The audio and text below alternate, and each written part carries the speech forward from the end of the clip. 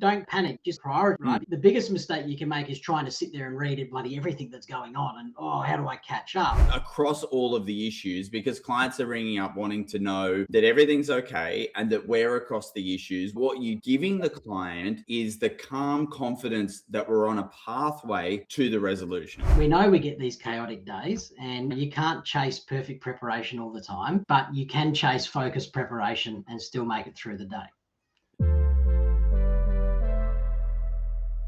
Very good afternoon, everyone, and welcome to Uncommon Sense episode 110. It's Craig Kouimanis and Dean Holmes back with you today. I almost forgot my name. I thought it sounded like you forgot your name there. You need a name tag, Craig. I almost did. But let's be honest, Dean, we'd all love to spend hours preparing for these things, right? But reality, though, has other ideas. And today, Dean and I logged in for our little preamble that we do, ladies and gentlemen, which one day we might publish because I'm sure there's some certain value in that, Dean. And we had a topic up there that said something about debriefing yourself. And I said to Dean, I think we did that 3 weeks ago, didn't we? And we bantered around going, I don't know, maybe we didn't. But then we decided we did. So we went, what the hell are we going to talk about today? And we went, you know what, why don't we cover off what happens if something comes up at the last minute and you're not quite prepared, Dean? So we know how this goes. Clients call with urgent issues. Compliance rings and needs something yesterday. The phone's just ringing. And before you know it, you look at the clock and your next client or your next meeting or the person you're catching up with is virtually on the other line or sitting in reception or there. Ladies and gentlemen, today isn't about the perfect preparation process. It's about what to do when you've only got 5 minutes, Dean, or maybe 10 if we're being generous, and you need to get yourself ready for a great meeting or podcast. Because let's face it, everyone, last minute preparation isn't ideal, but it is real. And when it happens, there are a few things that can make a huge difference. And you'll see how that works today, because this is going to be a perfect podcast again. And a very good afternoon to you, Dean Holmes. Yeah, Craig. Thank you. And thanks to Craig Kouimanis' AI for helping him prepare a said introduction at the last minute. So these things happen from time to time. And there's a lot of different scenarios that we know, as Craig started to mention, whereby the preparation time is significantly reduced. And you think about it when you might speak to a manager or a senior has to come into a meeting to support a junior. That senior hasn't always had a lot of preparation. If you have an unplanned phone call and the hesitation is, what do I owe the client? What have I not done before I pick up the phone call? Or running into 30 June, perhaps we haven't always had the best amount of preparation time. And so some things that's really interesting to me when I think about this, Craig, is that sometimes we think that we have to have done all the preparation before the meeting. So sometimes there's a great element of being prepared for the meeting in terms of getting your reports printed and all of those kind of things. But also the work can be done in the meeting. And I liken this to my personal experience with my accountant, Craig, as well as when I go and see the doctor, for example, because, you know, I like the medical examples at the same time, is that with my accountant as the example, hi Emma, I know you're a long-time listener, we do the work live together in the meeting, okay? So what do I mean by that is that she logs into Xero, shares her screen, and goes through my numbers, for example, Craig, and analyzes that with me live. She has done zero preparation before the call around the numbers. The purpose of the meeting is to go through what's changed and what's happening and assess it, take action items, do what we need to do, but we're all doing it live. And so I appreciate that because I'm actually seeing the engine room of what's going on. Okay. So flipping that around in this really short period of clients come in and wanting to know their investment balances and things like that, you don't have to necessarily make them wait in reception. And while you print off the reports and do that last minute preparation, is that it is okay sharing your screen and not sharing any other client information. But why wouldn't you log into the portal with them and search for their name and bring up their reports and generate the reports while they can see what's going on? And because it's not meant to, that bit itself is not meant to be the complicated part as to why you paid the fee. So you can show how easy it is to generate a report. It's okay. But start to do some work in front of the client. Same with the doctor. They don't look at the blood report or any of the other reports or the x-ray or anything like that you may have prepared ahead of that meeting with your doctor. They look at it when you arrive. Yeah, which is classic, right? And you think, why am I 40 minutes late? Hopefully they're reading my report before I go in. Yeah. But that's not actually the case, right? And I think what you're leading to here, Dean, is don't panic, just prioritize, right? Because the biggest mistake you can make is trying to sit there and read it bloody everything that's going on and, oh, how do I catch up? I think what you've said there, what your accountant does, and even into the doctor does, what absolutely must I know before I sit with this person? Their name. That'll do, right? Like, how many of you out there have called a client by the wrong name? Drop a comment in. Come on, we know you're out there. It's not about, you got to forget perfection at this point, don't you, Dean? It can't be perfect now. You've just got to go, I've just got to be prepared enough to make this work. Yep. Absolutely. Okay, Craig, you've got 5 points that we're going to talk through for the things that we should do when we want to go into these situations. Yep. In these scenarios that we've been talking about, the minimal things that we need to think about to make the experience meaningful for the client. So we know that you don't need to know everything, but we're thinking about what the end-to-end experience is from the client's perspective. Yep. So I think if you're going to do anything, one of the things you'd want to do is just maybe have a look at the last file note. So you want to be able to refresh yourself on, was there anything I promised last time?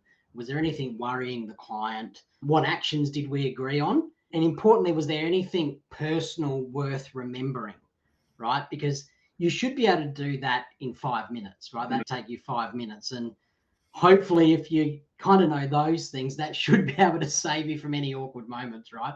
You said, Dean, you were going to do this, and you're like, yeah, I don't remember that at all. And that's obviously recording and taking good file notes from the meeting before is key there. But I'm focused on if you do remember those things, Craig, you're focused on what the client experience is, because what frustrates people more than the fact that you haven't prepared for the meeting is that you don't remember the things that have been going on for the client. So whilst you're going, yeah, we're working on this issue, or my team is working on the issue, if you completely don't know what the issue is, that's the embarrassing part that has a negative impact on the relationship. Yep, which leads good into the second one, Dean, which is just have a look and see what's outstanding from an action perspective. So when you go in, know what's finished and understand what's still in progress, because we know nothing will smash confidence quicker than being surprised by your own outstanding work. Yeah, that is not a position you want to be in. Yep. There's always, and we know, and the clients know this as well, there's always things outstanding. And this might be why often we're scared of answering the phone call if such and such calls, because we think maybe they're following us up on the outstanding thing, which maybe they are. But also conversely, they could have actually something new that's needing to be communicated to us, or a change, or they need our help. So we definitely need to take that phone call and just often fall on our sword if they are following us up and something isn't done at that point in time. Yeah, very much, mate. The next one, Dean, is check for anything that's changed. Now, this should be natural to us in our profession. Has something in the market changed? Has a type of legislation changed? We should know if the client's circumstances have changed, or we should be asking if they're changing. Was there any news or something affecting their portfolio? And again, if you've got all that stuff set up efficiently and, client portfolio stuff, you'd know what news is affecting that or not.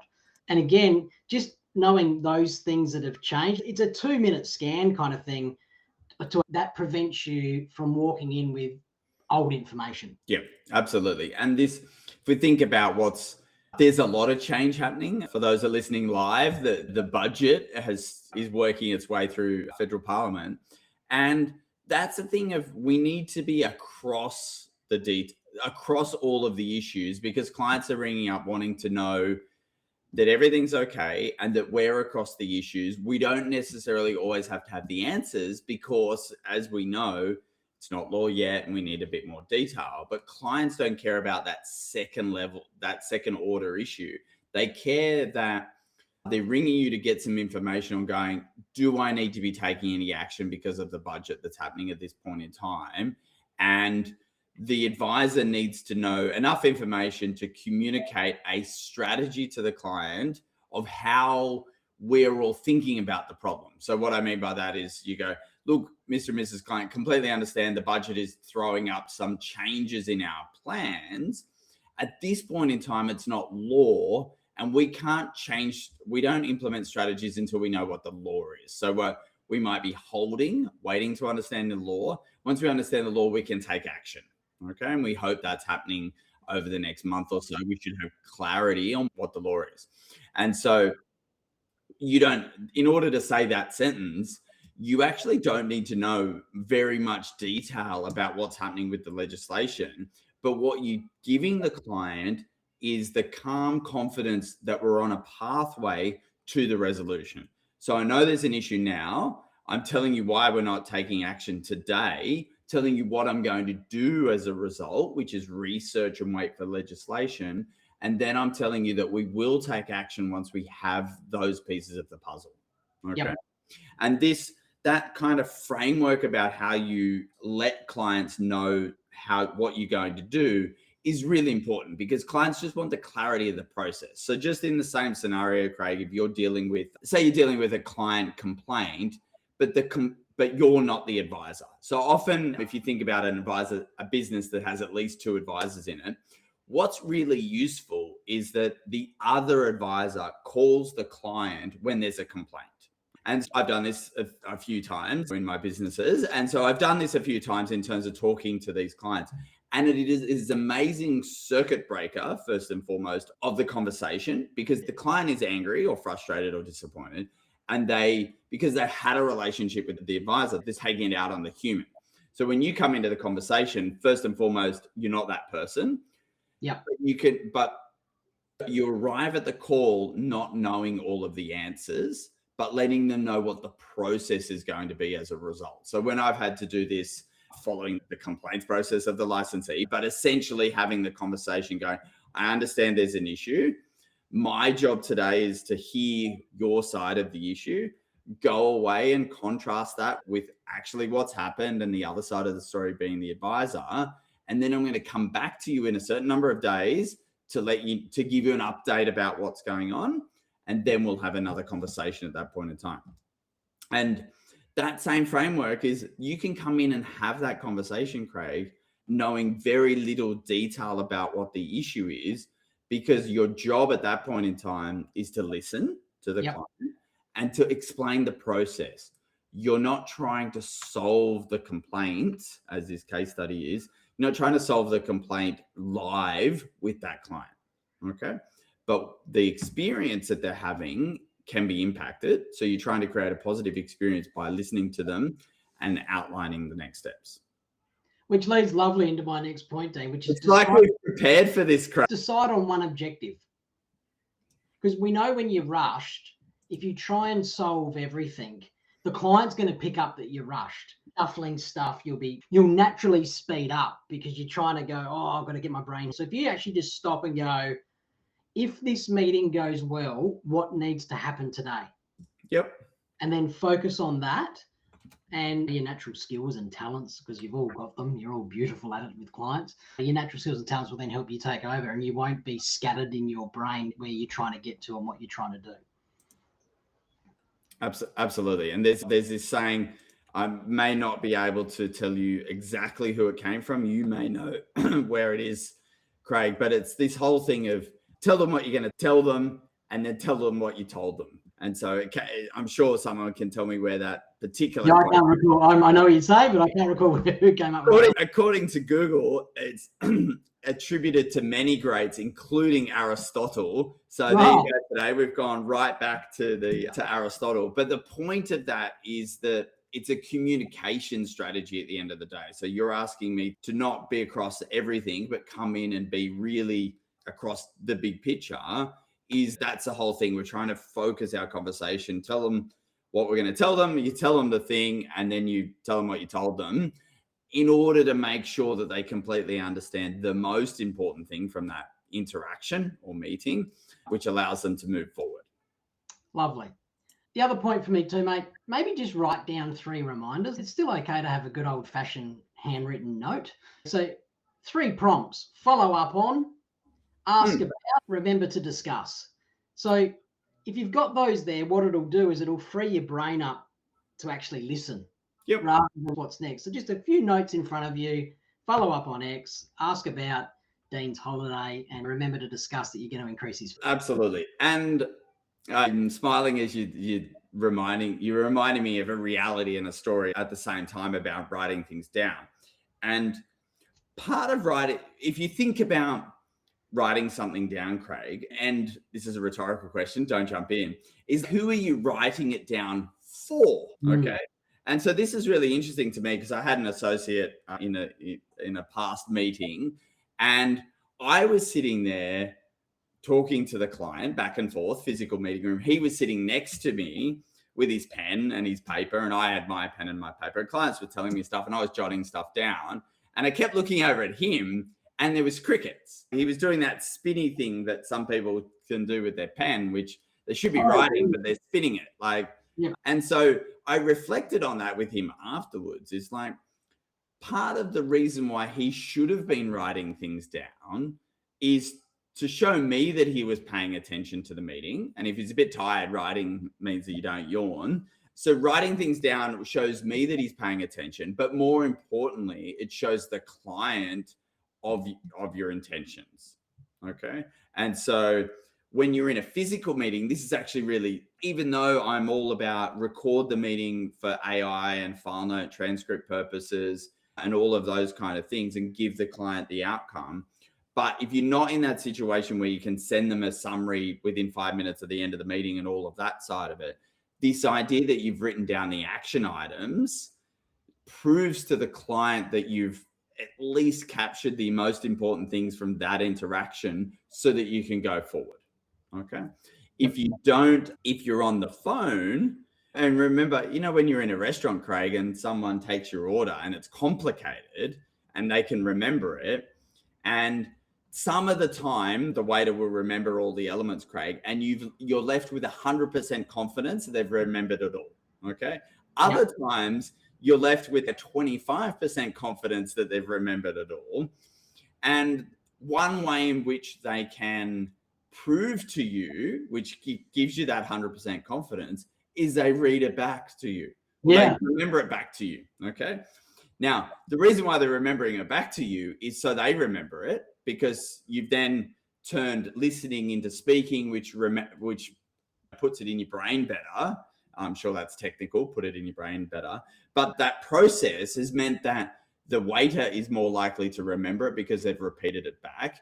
But second important thing is you've got much more confidence in the order going into the system correctly because you've heard that they're repeating it back. And so we can do that in a client meeting or a client phone call, is that debrief, that last few minutes of the client interaction, where you finally say, Mr. and Mrs. Client, I just want to reconfirm the things that I'm going to go away and do from here, and you list them down.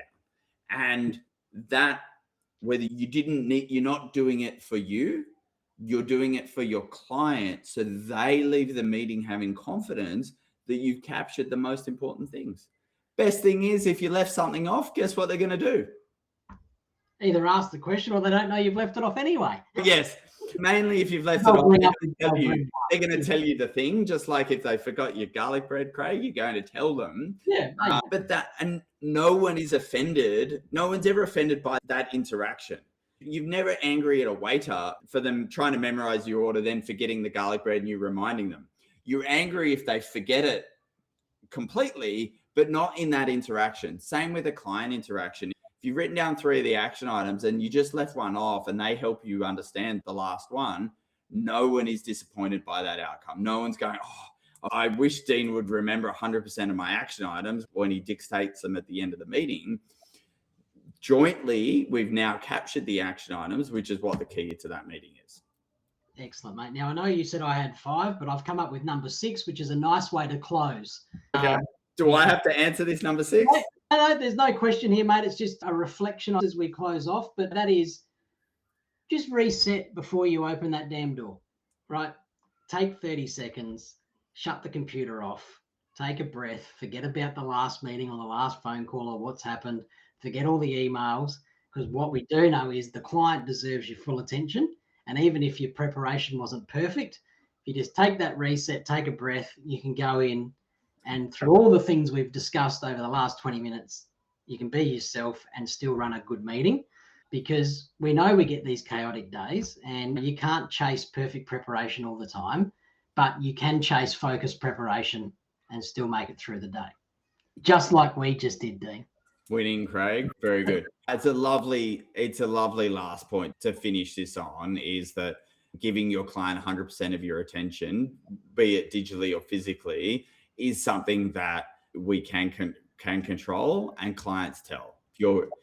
Whether you've got kids and kids see you on the phone and they know you don't have the full attention is the thing that we can actually give as our gift to another human, be it digitally or physically. And yeah, you can control that one and share that with your client, most definitely. There we go. That draws number 110 to a conclusion.